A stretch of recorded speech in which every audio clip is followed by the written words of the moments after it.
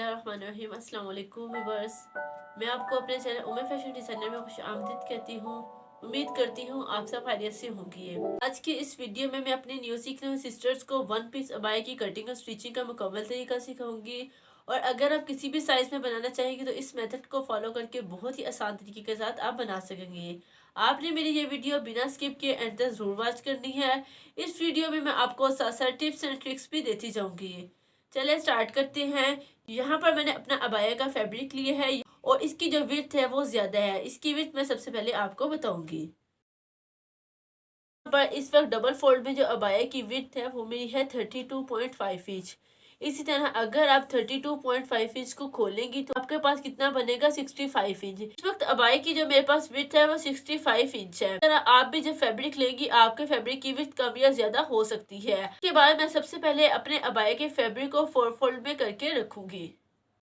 यहाँ पर मैंने अपने अबाया को 4 फोल्ड में करके रख दिया है और इसके अलावा मैंने ऊपर और नीचे दोनों तरफ कॉमन पिन भी लगा दी है। यहाँ पर इस वक्त मेरे टोटल अबाया की वेट 53 इंच है और जो मुझे अपना तैयार चाहिए वो 51 इंच पर चाहिए। इसी तरह आपकी भी जो भी वेट होगी आपने उसमें 2 इंच एक्स्ट्रा रख लेना है।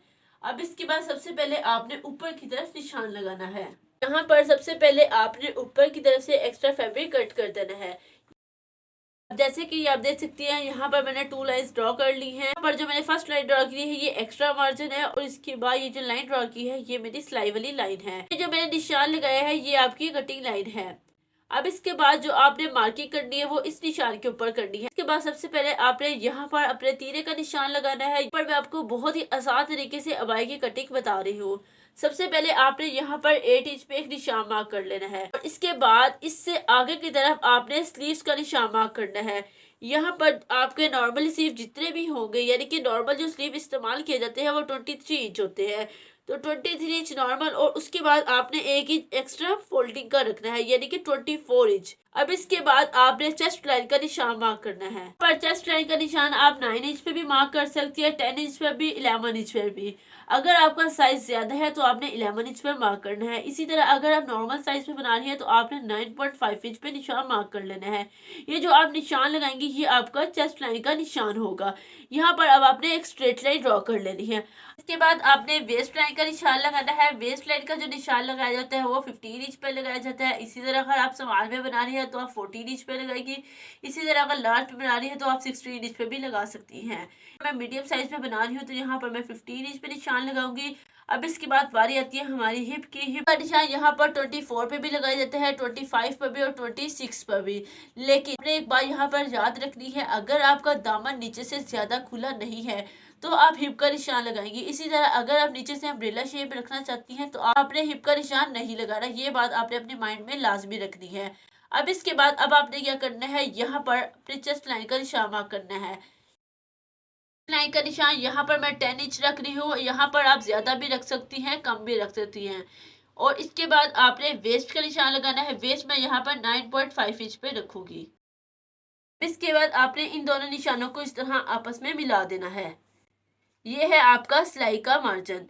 अब इसके बाद इससे आगे की तरफ आपने कटिंग का मार्जिन रखना है। इसके बाद अब आपने अपनी शेप देनी है अबाया की, वो आप किस तरह देगी। यहाँ पर अब आपने इंची स्टेप को जो आपने सिलाई का निशान लगाया था उसके पास रखने हैं और इसके बाद आपने तिरछा जहां तक आपने अपने गाउन की शेप रखनी है कॉर्नर तक आपने इसे रख देना है और उसके बाद जितनी आपको अपनी लेंथ चाहिए उस हिसाब से आप निशान मार्क करेंगी। यहाँ पर इस वक्त मैंने अबाया की लेंथ 53 इंच रखी है और इसमें मैंने अपना सिलाई मार्जिन भी ऐड की है और इसके बाद आप इस तरह हल्की हल्की इसकी शेप दे देंगी।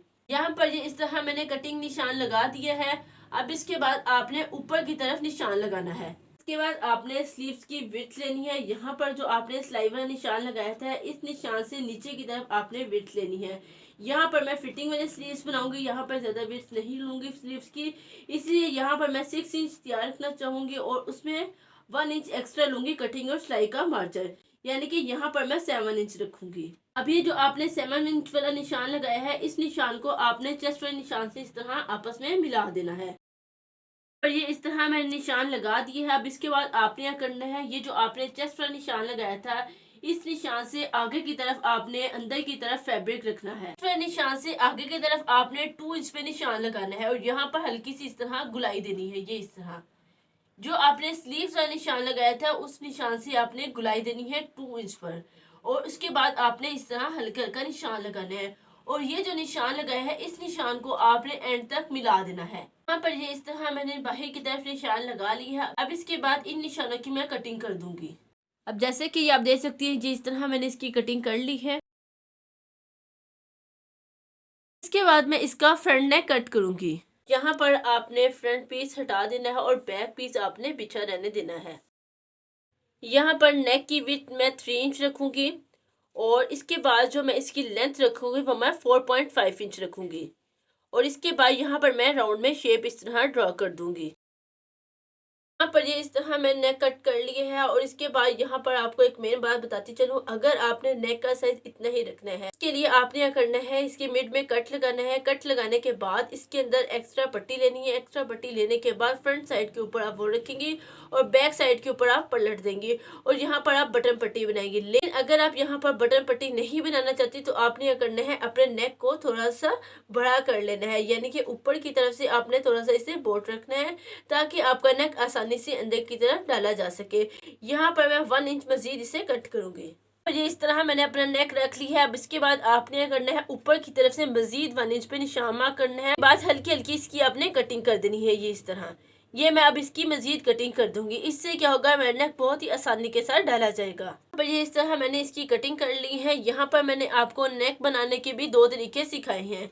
ये आप देख सकती हैं, यहाँ पर जो मेरा नेक है ये इस तरह खुल के बन गया है, यानी कि ऊपर की तरफ से मेरी इसकी बोट शेप है। इसी तरह अगर आप ऊपर से बोट नेक की शेप नहीं देना चाहती तो बटन पट्टी लाजमी बनानी है, उससे आपका नेक बहुत ही आसानी के साथ डाला जाएगा। उसके बाद आपने इसकी स्टिचिंग करनी है। वो आप किस तरह करेंगी, अब आपने उड़ेप पट्टी लेनी है, वो इसके राउंड में लगा देनी है, और बैक की तरफ इसे फोल्ड करके सिलाई लगा देनी है। और इसके बाद क्या है, आपने बैक पीस लेना है।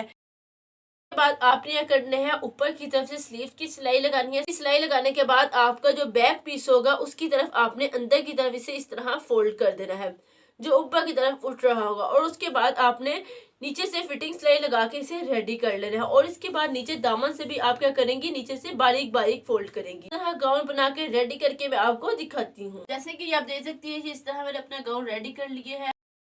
इसके बाद मैं आपको इस गाउन का साइज बताती चलूं। यहाँ पर जो साइज इस वक्त मेरे पास बन रहा है वो कितना बन रहा है तैयार होने के बाद। सबसे पहले मैं आपको कंधे का साइज बताऊंगी।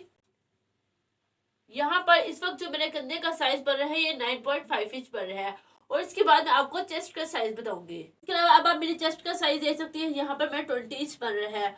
और इसके बाद आपने एक और मेरी बात अपने माइंड में रखनी है, जब आपने यहाँ पर शेप देनी है, शेप देने के बाद आपने आगे की तरफ जस्ट 1 इंच एक्स्ट्रा रखना है, यानी कि आपने सिलाई का मार्जिन एक्स्ट्रा रखना है। यहाँ पर आपने ज्यादा एक्स्ट्रा नहीं रखना। यहाँ पर ज्यादा एक्स्ट्रा होगा तो आपका अंदर की तरफ झोल बनेगा। यहाँ पर आपने इस बात को लाजमी माइंड में रखना है। और इसके अलावा स्लीव्स के आगे की तरफ से भी मैंने यहाँ पर 2 इंच एक्स्ट्रा उतारा है, यानी कि जो मेरे कस्टमर की स्लीव्स की लेंथ थी उन्हें यह कुछ बड़ा था, यहाँ पर स्लीव्स की मैंने लेंथ के आगे से 2 इंच एक्स्ट्रा कट किया है। और इसी तरह लेंथ पे भी मैंने एक्स्ट्रा कट किया है। सबसे पहले मैं आपको इस अबाया की लेंथ बताती हूँ। यहाँ पर जो इस वक्त तैयार लेंथ है वो कितनी है।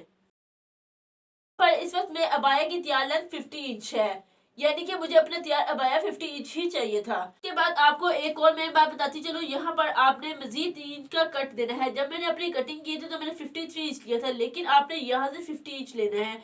50 इंच लेने के बाद आपने शेप देनी है। अगर आप वो शेप नहीं देगी तो आपका क्या होगा, यहाँ से कोने लटकेंगे, तो आपने इस चीज का खास ख्याल रखना है। इसके अलावा आप नीचे से इसका घेर दे सकती है, कितना हमारा ज्यादा घेर है। और इसके बाद मैं इसकी आपको चौड़ाई बताती हूँ, इसकी चौड़ाई बन के हमारे पास कितनी रेडी है। यहाँ पर इस वक्त जो इसका घेर है वो फ्रंट साइड से 60 इंच है, और बैक साइड से भी 60 इंच ही है, यानी कि इसका जो टोटल घेर है फ्रंट और बैक का वो 120 इंचेस है। यानी इतना खुला हमारा गाउन बना है नीचे की तरफ से अम्ब्रेला शेप की तरह। अभी इस मेथड को फॉलो करके बहुत ही आसान तरीके के साथ अबाया कट कर सकती है। अगर आपको कहीं से कुछ समझ नहीं आया, मुझे कमेंट बॉक्स में मैसेज कीजिए, इंशाल्लाह मैं आपको मजीद गाइड करती हूँ। इंशाल्लाह मिलते हैं अपने नेक्स्ट वीडियो के साथ। तब तक अपना ख्याल रखिएगा, दुआ में याद रखिएगा। Thank you, Allah Hafiz.